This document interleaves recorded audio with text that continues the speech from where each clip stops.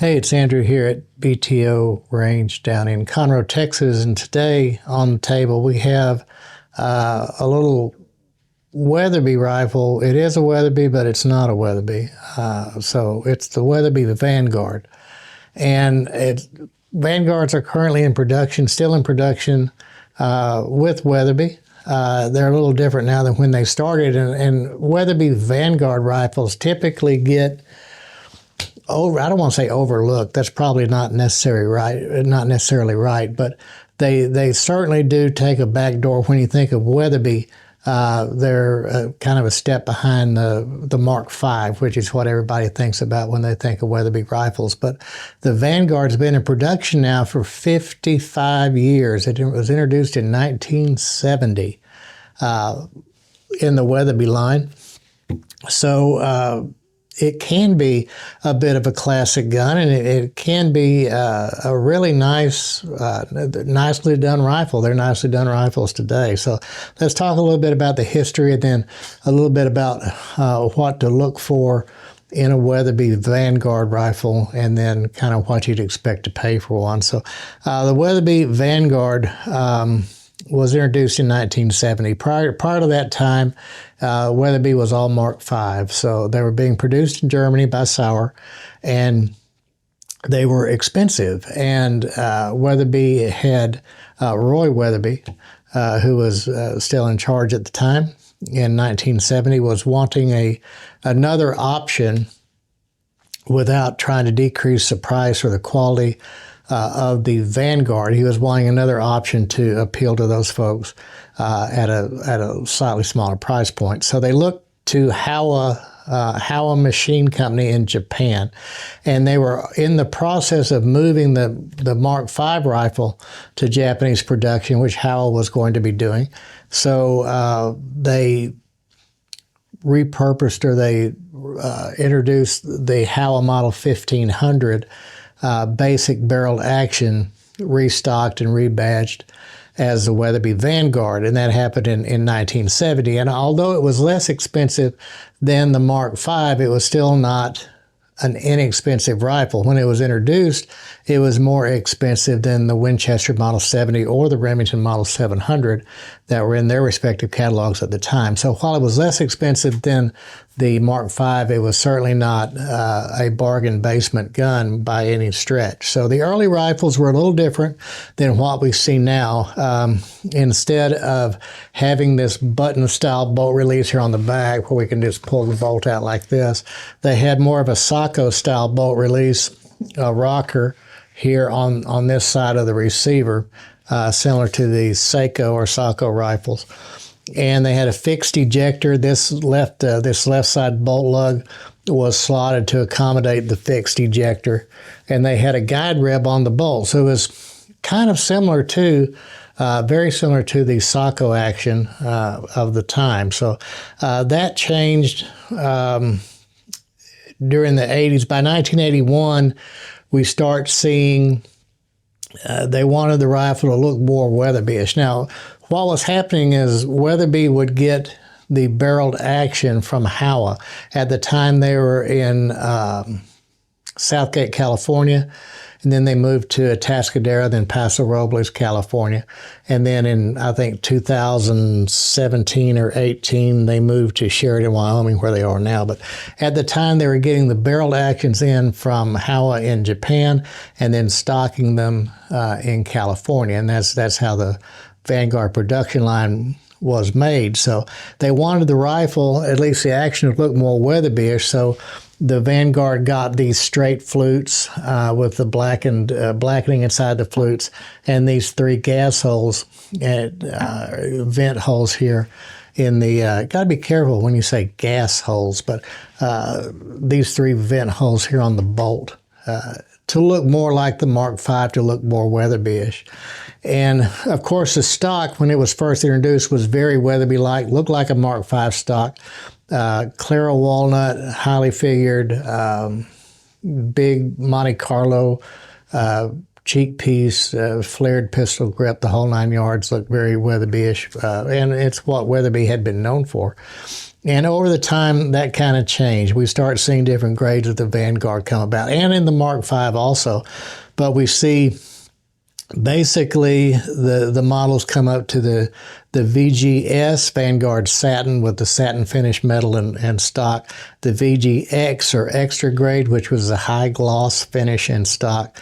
And then there was a VGL, which was a lightweight. And then as we move forward, we see the Fiber Guard, we see the Weather Guard, the Classic 1 without this, with a more straight comb, Classic 1 and Classic 2.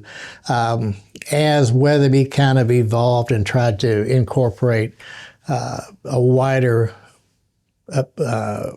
appeal to more buyers, I guess. So we see these different stock styles occur during the Weatherby run. Now, during that time, Howa also sold the barreled action to Smith & Wesson and Mossberg and Inner Arms, and we see the Smith & Wesson 1500, the Mossberg 1500, Inner Arms brought it in.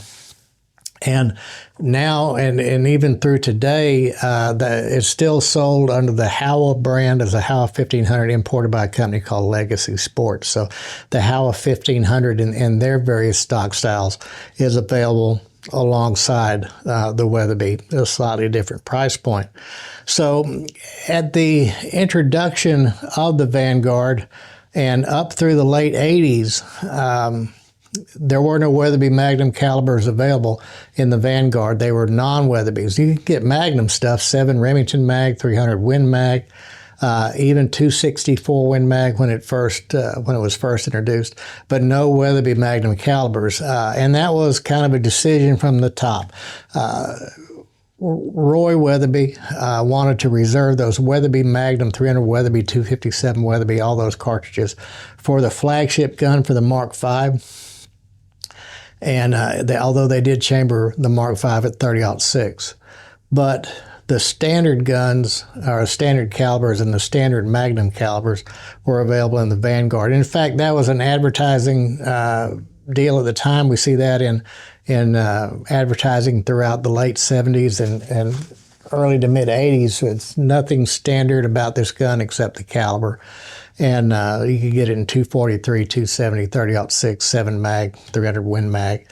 And then that all changed. Roy Weatherby died in 1988. So once we see control of the company go from Roy to Ed Weatherby, we see Magnum calibers start to come out, or Weatherby Magnum calibers start to come out in the Vanguard. This particular rifle is chambered in 300 Weatherby Magnum. So this is the same cartridge that would fit in the Mark V 300 Weatherby mag, in the Vanguard, a slightly less expensive version in the Vanguard. So, and that's fine. I mean, there's nothing wrong with the action. It's an all-forged action, hammer-forged barrel button rifle.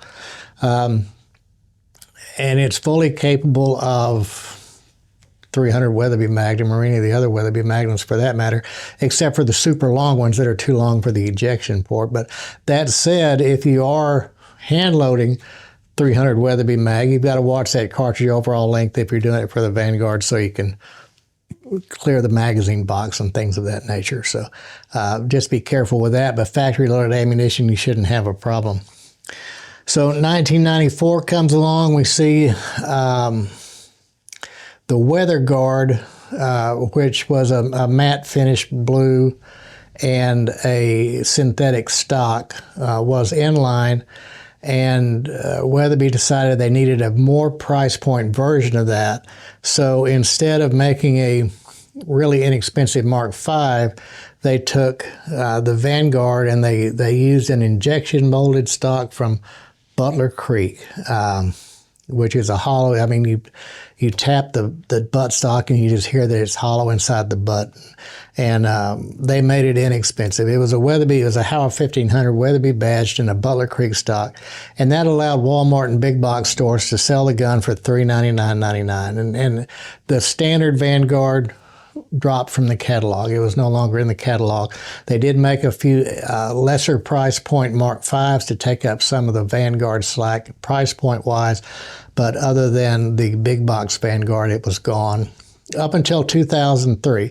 In 2003, there was enough demand for it that we start seeing the Vanguard come back, and then we see the Series 2 Vanguard, the S2 Vanguard. And the difference in that, primary difference in that gun are the 3-position safety instead of the 2-position safe fire safety, and a 2-stage trigger in the Series 2 Vanguard. So there are some noticeable differences that you can tell without taking the gun apart that it's a Series 2. And that's the current version of the Vanguard today, are the Series 2 Vanguards. So you can't really talk about Vanguards without talking about the recall. There was a recall, and this pertains to all Howa 1500 products, where regardless of the badging, made from 1970 to 1993. And if you're not sure, you can go to, for example, if you're looking at a Weatherby gun, you can go to the Weatherby Vanguard recall. Just do an internet search on that, and they'll give you serial number ranges of the different submodels that are subject to the voluntary bolt recall. And what that is they changed this bolt sleeve. The Vanguard bolt sleeve differs from the Howa 1500 bolt sleeve. The shape is different. There's a little bit different, just the configuration of the bolt, but the shank of the bolt sleeve is the same. So this pertains to all 1500 series rifles. The older ones weren't enclosed, weren't completely circular on the bolt sleeve on the inside, and that could cause, if the bolt was disassembled and reassembled not quite 100% properly, it could cause an unintentional discharge of the rifle. So they offer, and still to this day, if you have one of the older rifles and it hasn't been done, you can go to that website, request a bolt recall kit, and they'll send you a little shipping container and a label to ship just the bolt, not the rifle. Ship the bolt back to either Weatherby or Howa, and they'll install the new bolt shroud and send that back to you at no cost. So that's something to consider if you have an older gun. Guns made after 1993. Does not pertain to them. Check your serial numbers on the site, whether it's the Howa site or the Weatherby site, and that will tell you. I will say that all Smith & Wesson 1500s, all Mossberg 1500s, and all of the Interarm products are probably affected by that. So you would need to contact Howa USA, or through Legacy Sports, or go on that the Howa website for the Howa 1500 to see what their plan is for that rifle, should you have one of those older rifles. So that's the big recall thing about this gun. So the Weatherby is still, or the Vanguard is still in production today. It's still available for sale today, new in various configurations. They're nice rifles. They're absolutely nothing wrong with them. And Weatherby has rifles that they do the minute of angle guarantee. It used to be a minute and a half. Now it's a 1 MOA guarantee on the rifles. And how they do that, it's interesting kind of how they do that. It's when they get the barreled action from Japan, it has a test target with it. So they're putting a fixture at Howa machinery in Japan and shot. And if the test target is particularly good, then Weatherby will make that a sub-MOA gun. And now I think today, I think all Vanguards are pretty much sub-MOA, or they have the guarantee because of CNC machinery and just general improvements in machining and improvements in assembly have made them all fairly accurate guns. That said, they shoot well. The 2-stage trigger in the current Vanguard shoot really well. They're somewhat adjustable. The early Vanguard single-stage triggers was adjustable 3.5 to 4.5 pounds. And of course, the aftermarket was there to take care of you with Timney and various other trigger manufacturers making triggers for the Vanguard. It's a flat bottom receiver. It has a tapered recoil lug integral to the receiver under the front of the receiver ring. So it's relatively easy to bed and float if you want to float the barrel and bed the recoil lug assembly. It's fairly easy to do with that flat base receiver. So it's a pretty easy rifle to work on. It's a pretty easy rifle to get it to shoot well. So that said, a lot of the early guns were very, very small muzzle diameter, very whippy barrels, I guess. So as far as being able to shoot 5-shot strings, that's difficult to do unless you put a lot of time between firing to allow the bore to to not get too hot, or the barrel not to get too hot. They can be somewhat difficult. The earlier sporter guns can be somewhat difficult to thread because of muzzle diameter. Some even 30 caliber bores will have a barrel diameter that won't accept 5/8 threads, and you have to thread those half 28. So I mean, they can be threaded, yeah, but sometimes it's not. We typically like to thread 30 caliber stuff 5/8 24, so you don't have to use an adapter for direct thread silencers. But we're getting off into the weeds on all that. Sometimes you can do that on the Vanguard, but a lot of times, same thing with Remington sporter barrels on the 700. There's a 9/16 thread pattern that most silencer companies don't really support. You have to thread those half 28 as well. But that said, they're extremely usable rifles. There's nothing wrong with them. Scope them up and use them and shoot them is what they're designed to do. What do you expect to pay for? Now, here's where the Vanguard is a bit of a sleeper. On the secondary market, they just don't. They punch below their weight money-wise, I guess is what I'm trying to say. Now, if you get one of those big box guns with that Butler Creek injection molded horrendous stock and the cruddy metal finish, and it was $399 new, those guns are routinely available, selling for no more. I mean, they're not bringing $300 without glass. I mean, glass notwithstanding. Those rarely bring $300 on the used market reliably, regardless of what people ask for them. And a lot of people see that Weatherby name on the side and they want to jack that price up quite a bit, and they just won't bring it. It is hard to make a Vanguard. It's just hard to make a Vanguard go over $700. It's just hard to do, and sometimes you have to sell that combination with a fairly decent scope to get there. So they're available. All that to say that you can get a decent rifle for not a big bunch of money on the secondary market if you look for the Weatherby Vanguard, and even more so the Howa 1500. So don't sleep on those rifles when you see them. If you're looking for a good utilitarian deer rifle and you don't care about being the coolest guy at the campfire, then the Vanguard or the 1500 might be the rifle for you, because it's going to perform well. It's going to do what it's supposed to do. It's going to shoot as well as just about any other production rifle in the medium dollar class without paying a ton of money for it. So the Weatherby Vanguard rifle, Howa 1500, I guess. Thought it'd be interesting to bring another rifle out that you see quite a bit of, but you might overlook them on that gun rack in your local gun shop or that pawn shop or wherever you prowl about looking for used guns. Don't overlook them. If you can get them for a bargain, you can flip them if that's your thing. Not that I am suggesting that you engage in the business without being engaged in the business, but that's a whole legal topic that we'll be discussing here shortly about what that means. So if you like what we're doing, hit that like button, hit that subscribe button. It means a lot to us when you support the channel in that way. Drop us a comment. We try to engage as much as we can and answer those questions. And we appreciate all suggestions we get about, hey, would you cover this model or that model? And if we haven't done it, it doesn't mean we ignored your question. Most of the time, when I see that, I say, yeah, that'd be cool. I just got to get one. I just have to have one to talk about. And sometimes that's where the wheels fall off on some of these, where they only made, a couple of thousand on them over the course of 1 or 2 years, 80 years ago.